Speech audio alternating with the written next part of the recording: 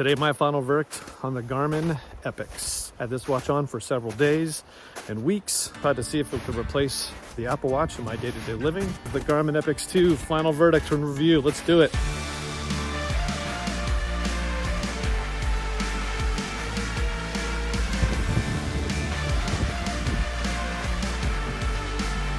All right, I finally did it. So after a few weeks, we're finally going to give you the update on the Garmin EPIX to see if it's the final watch that will replace the Apple Watch.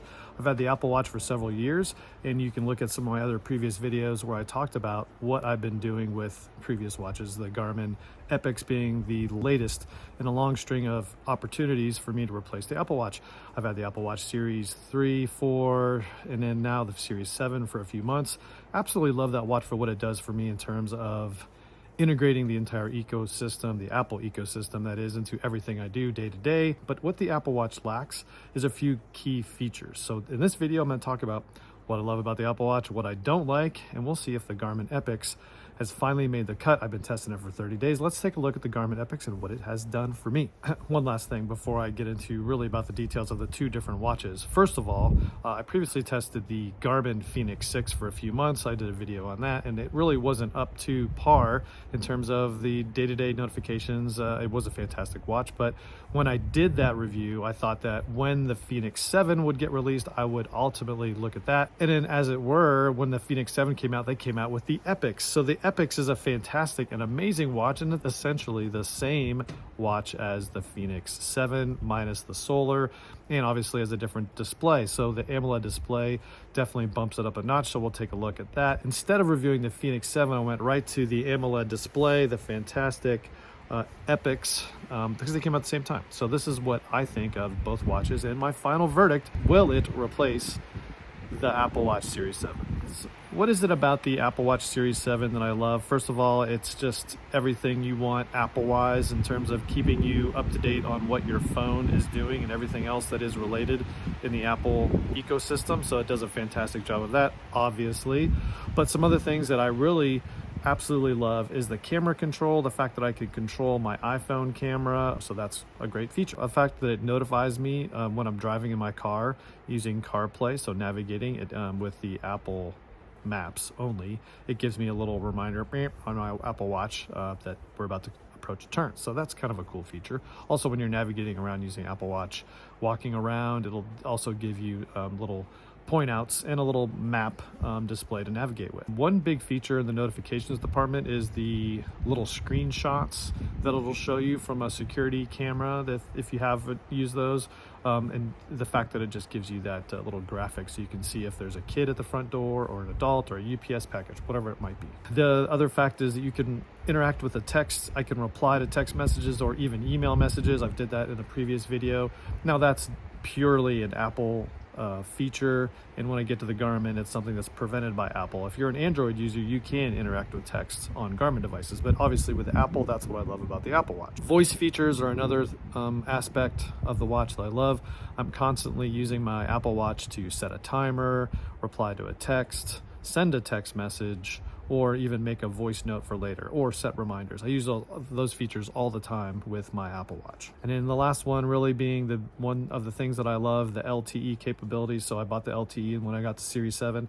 The fact that I can be out on a run, not have my phone, and have connectivity with a text message or a call. And I just saw Apple posted a video that you should go check out with a surfer out in the water that basically was out to sea, but they had their Apple Watch, so they were able to make a 911 call and get rescued. So that's a fantastic feature.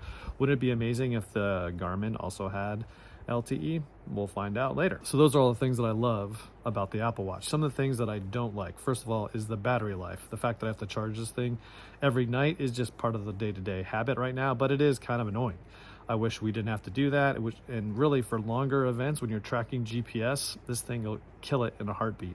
And so you'll be able to do, a couple hour activities, but anything longer, a marathon distance, you'd probably be able to do, depending on how fast you are. But if you're walking it, doing 6 to 12 hours with the GPS, you're just going to absolutely kill and crush your battery on the Apple Watch. GPS accuracy, I'll show a couple screenshots here that I recorded with all of the watches, and you can see this in another upcoming video where I compared all the details. But really, the Apple Watch accuracy and time seem to drift compared to the multi-band GPS capabilities of both a Garmin or a Coros Vertex 2. And really the dedicated Apple fitness features are extremely lacking. And when I get to what I love about the Garmin, you'll see that the Garmin device just gives a world of difference and just an amazing capability compared to what the Apple provides. Yeah, you can use other apps for Apple that you could download and use, but it just doesn't replace what the Garmin does, in my opinion, from my 30-day test. All right, so let's talk about the EPIX. Why do I love the EPIX? Why am I big on the EPIX? Well, after 30 days, this is what I learned, the things that I love about this watch, and we'll tally it all up and see where we are. First of all, that AMOLED display. The AMOLED display is awesome. If you are big into the Garmin features, but you don't necessarily need a ridiculously long battery device, then you would want to definitely check out the EPIX. The Garmin Fenix 7 is the exact same watch with an obviously liquid crystal display, and it will last a lot longer. And there's several people that have been out there with tests. I'm not going to get into that, but if you want a longer battery with a solar capability, then go with the Fenix. But if you really want a super bright display that you can read in all conditions, then get the EPIX with the AMOLED display. The touchscreen capabilities, and this is in both the Fenix 7 and the EPIX, but that touchscreen capability really ups the ante and allows you to interact with the watch in a much more fluid and intuitive manner compared to what the previous editions did. And it's a lot more like the Apple Watch. The always-on ability to see your fitness statistics are fantastic. When I'm using the Apple Watch, I'm typically using Strava to record whatever I'm doing, and that is not yet tied into the always-on display, so you can't see it. So when you're looking at your Apple Watch and using Strava and it's down, all you're gonna see is time. That's it. You're not gonna see the Strava data until you actually wake up the display. But the Garmin is not like that at all. Whatever you're doing, you can always see the details of whatever fitness activity you're doing, so that's a big plus. Hopefully Strava will fix that for the Apple Watch, but in the meantime, the Garmin just rules when you're looking at fitness. Related to that is the fact that bright display in the Garmin scrolls, you can set it to scroll through 4 or 5 different screens, a map, the time, and different fitness metrics, and this is all customizable. The fact that it's A, customizable, and B, just really bright and very intuitive, and just give you the capability to see whatever you're doing real time in terms of the data that it's creating. So it was awesome. In fact, I was using it skiing the other day, and when I was skiing, I could see while I was on the lift what my previous top speed was, and elevation that I'd lost, and all those things. Just very quick, very pertinent features that I know, like, these are just the stock features for the ski mode, and I can customize those however I want. The fact that the maps, worldwide maps and ski routes are already included in this watch are just unbelievable. So the fact that you get all those maps, you don't have to download anything, you could be in the middle of nowhere and navigate yourself out of it, or just make this an absolute fitness beast and just a really awesome feature of the watch, something that I don't think you'll ever see Apple do, but for Garmin, it's definitely a huge plus. And then lastly, what's awesome? The battery.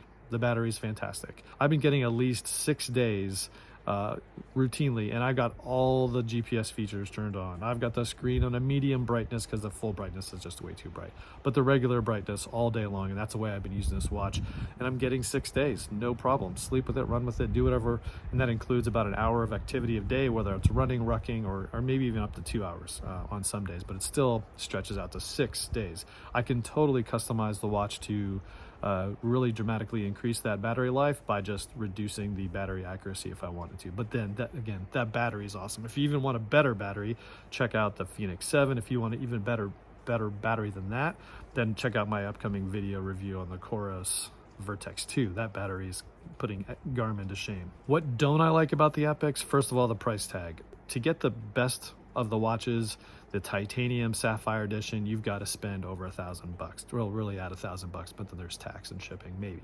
But anyway, you're going to spend a pretty penny to get the best watch. That's way more than the $700 Coros Vertex, and way more than the certain versions of the Apple Watch. Of course, you get the Sapphire edition, then it's going to compete with price, but it's just a very expensive device to have on your wrist. So that's my number one dislike. Number two is the lack of LTE. Some of the Garmin watches have it.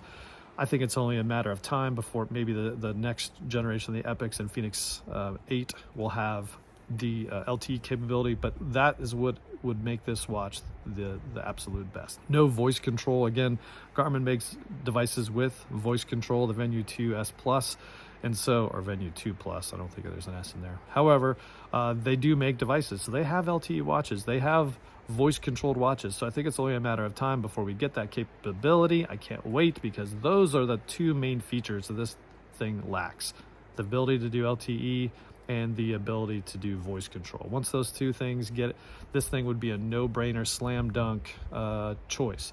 Now that brings me to, what did I do? What is my choice? I originally thought of a couple different options. First, I could do a tag team with a Whoop and an Apple Watch, or maybe the Garmin and an Apple Watch.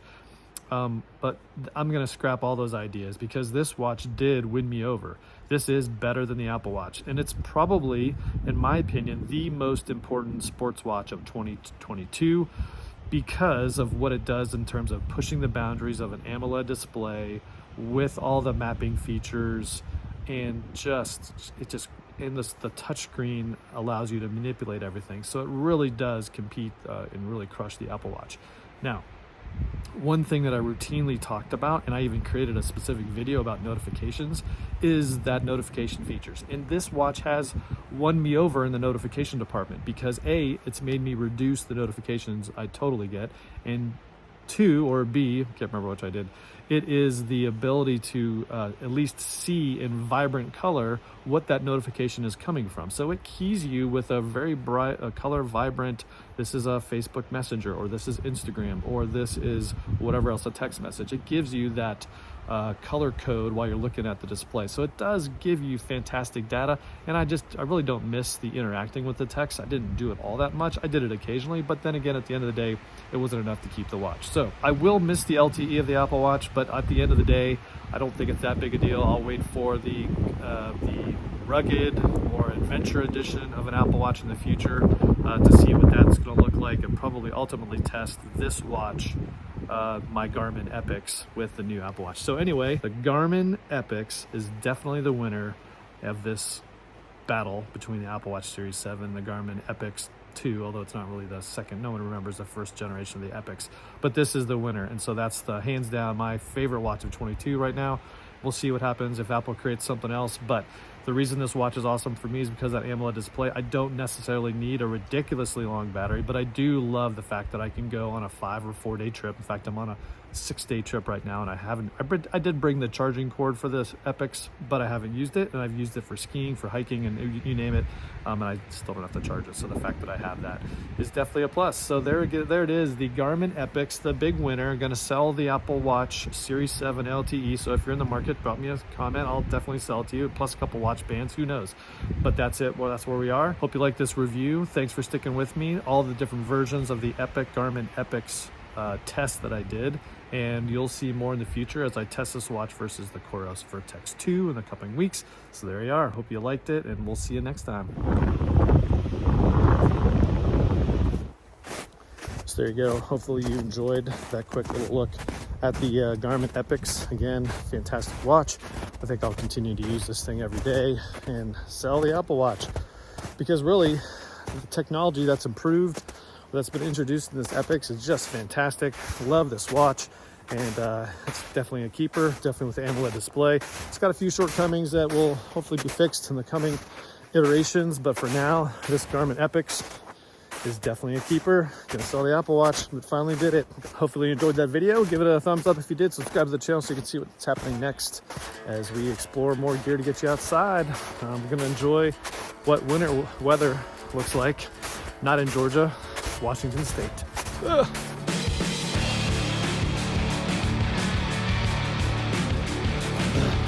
That whole thing is horrible. That's it. The Garmin EPIX is the winner. Let's see if I can do this.